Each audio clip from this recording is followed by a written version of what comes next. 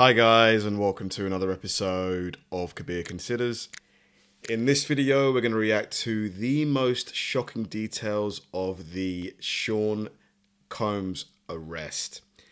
So, this is going to be a really hard one for me, to be honest, because Sean Combs, aka P. Diddy, aka Puff Daddy, aka Diddy, aka Love. Honestly, growing up, he was one of my favorite artists, producers, sort of figures within hip hop. Him and, Notorious B.I.G., may rest in peace. They had so many good songs, obviously More Money, More Problems, it's all about the Benjamins. There's just it's such a shame. Why is this happening? Why did he have to be as it turns out, a horrible person? Because now I'm in a position where a lot of the songs that I really enjoy listening to, can I listen to them anymore? Do you guys listen to songs from people that it turns out aren't the best people? For example, R. Kelly, he's got so many great songs. It's the remix to Ignition, hot and fresh out the kitchen, mama rolling that body, got every man it. But now, can you listen to that anymore? But yeah, this whole case that he's got going on, racketeering, it's just, he's probably gonna spend the rest of his life behind bars.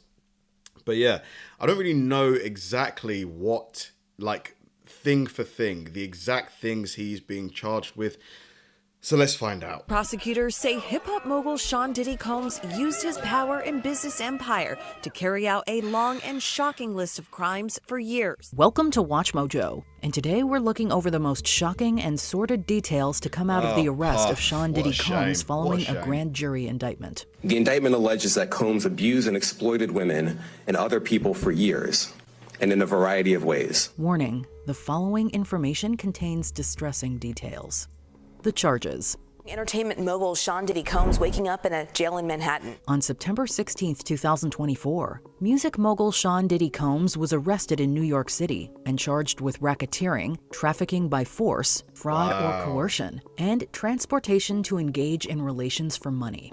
Prosecutors in the case further allege that Combs orchestrated a, quote, criminal enterprise, directing its members to commit several abhorrent criminal acts that included forced labor, kidnapping, arson, and bribery. Within the 14 pages, it describes, mob-like behavior. These cases are generally brought against mobs. So they are describing a criminal enterprise. Diddy has denied... Wow, so they're basically saying, Sean is kind of like a sort of mafia figure almost, at the head of an organized crime sort of group. All allegations, while his legal team vowed to contest the charges.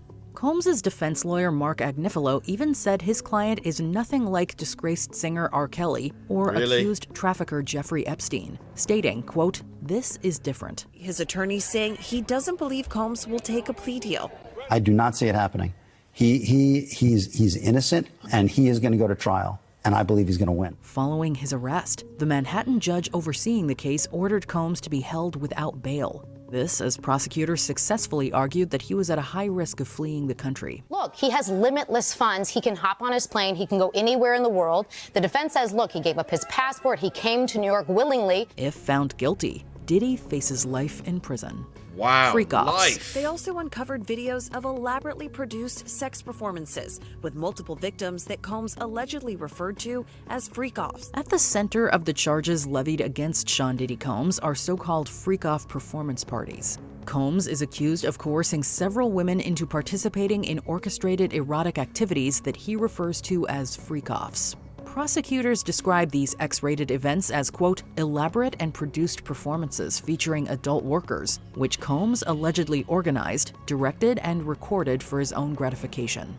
While he watches or participates or whatever. It further claims that some of the victims were unaware they were being filmed, only to have the videos used as blackmail. He used the embarrassing and sensitive recordings he made of the freak-offs as collateral against the victims. According to the indictment, Diddy and his associates would lure individuals by pretending to seek romantic relationships, only to later use, quote, force and threats to procure their involvement.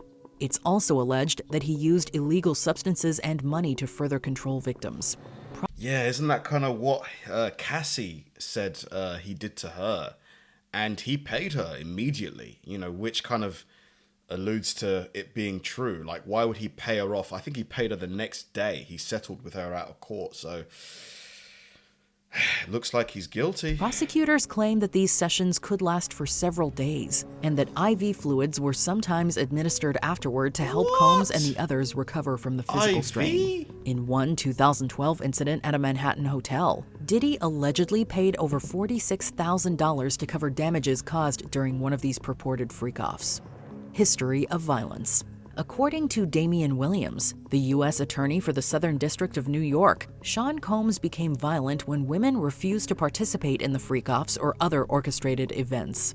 Williams claims Combs would get physical with these women, even grabbing at their hair to create agony. Combs hit, kicked, threw objects at, and dragged victims, at times by their hair. It's claimed that the injuries sustained were so bad that they often took days or weeks to heal. Prosecutors stated that Combs' appalling treatment of women extends far beyond the current charges, with 5 women publicly accusing him of violent acts dating back to the 90s. We're going to begin tonight with the alarming images now emerging of Sean Diddy Combs. The new video obtained exclusively by CNN. Williams also recounted to the court that the rapper once bribed a hotel worker with a, quote, stack of cash after being caught on camera assaulting a woman.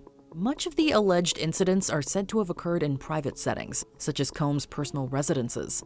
This was part of the prosecutor's argument that strict measures like home incarceration would not prevent this type of behavior from Diddy. The judge agreed, denying his bail. Man, it's just so crazy. Like, this guy was literally one of the sort of big figures in hip-hop. Like, few people bigger than him. Like, it's him, it's Jay-Z, and it's like, who else is kind of at that level? Not Drake. Drake, not really. Close, but not really. It's like him, Jay-Z. I'm trying to think who else are the real titans of the industry. And just to see him, like, the downfall be so rapid, it's crazy. This arrest seems long overdue. It's a big, moving day for victims. Dr. Dre as well, I would say. But an arrest is only the beginning. Items found by officials.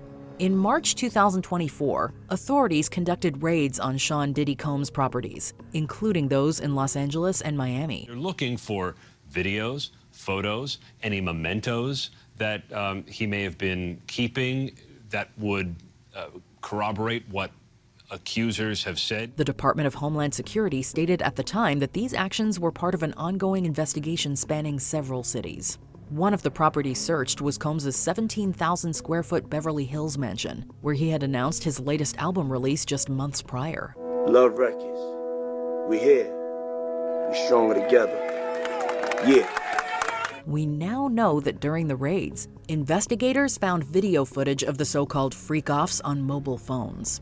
Curiously, over 1,000 bottles of lubricant were also discovered. 1,000?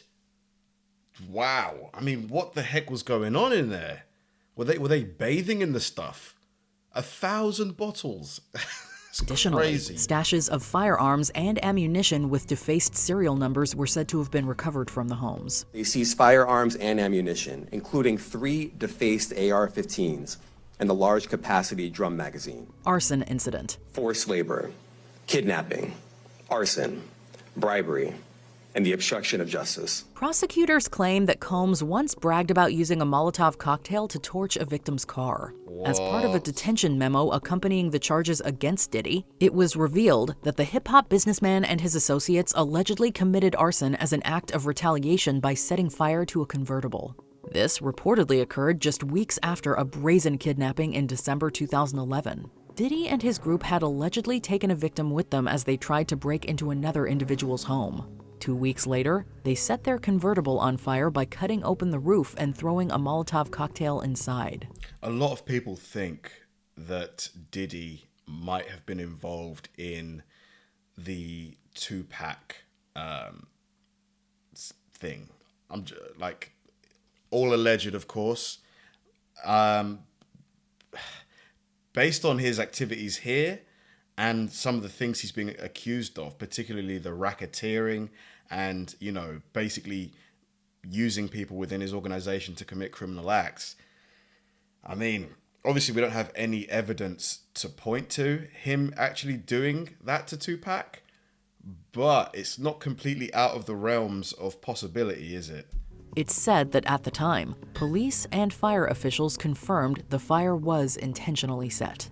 In therapy, Diddy's lawyer is speaking out amid the mogul's arrest. Amid facing a slew of serious crimes, Sean Diddy Combs' attorney revealed that the rapper and music exec is currently in therapy. Combs' attorney, Mark Agnifilo, made the revelation during the mogul's arraignment hearing. He stated that Diddy is undergoing, quote, treatment and therapy for things that most respectfully he needs treatment and therapy for, and he's getting that.